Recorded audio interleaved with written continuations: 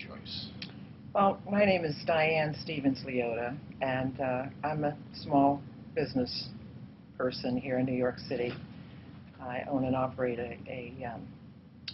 two small businesses, actually, and I've been in business for about 16 years.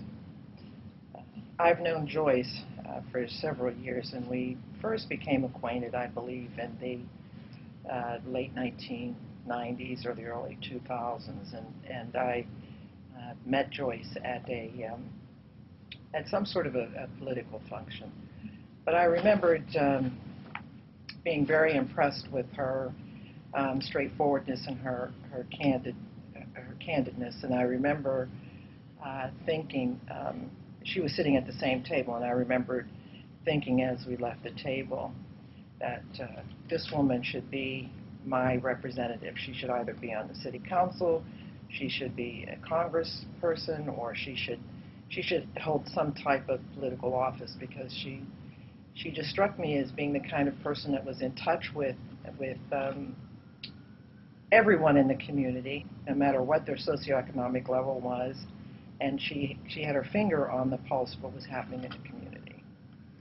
So I guess I've known Joyce over 10 years now. Mm-hmm. And when she announced to you that she was tossing her hat into the ring for the 15th Congressional District, what was your reaction, and what are your thoughts about her meeting the challenge? Well, it's so interesting because she called me late one evening and she said, Diane, I've decided that I'm going to run for Congress. And I said, well, what do you want me to do? That was my first response.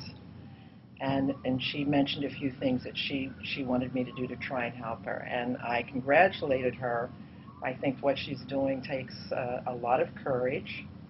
But here again, Joyce is not a shy person, and she's always wanted to stand up to challenges. So I'm very proud of her, and I'm very pleased that she's decided to take this challenge and run with it. And I'm sure she'll be successful. Why do you think she's the right candidate to serve New York? Well, as I said earlier, when I first met her, the one thing that struck me about her was her knowledge of what was going on in the community. You know, Joyce is a businesswoman and a highly educated woman, and has a good grasp on what everyone is going through in her community, and she has always had that. I think that she, representing Harlem, would be the kind of person that Harlemites need to make sure that the ordinary, everyday, hard-working Harlem person needs are well represented, and their needs are well taken care of.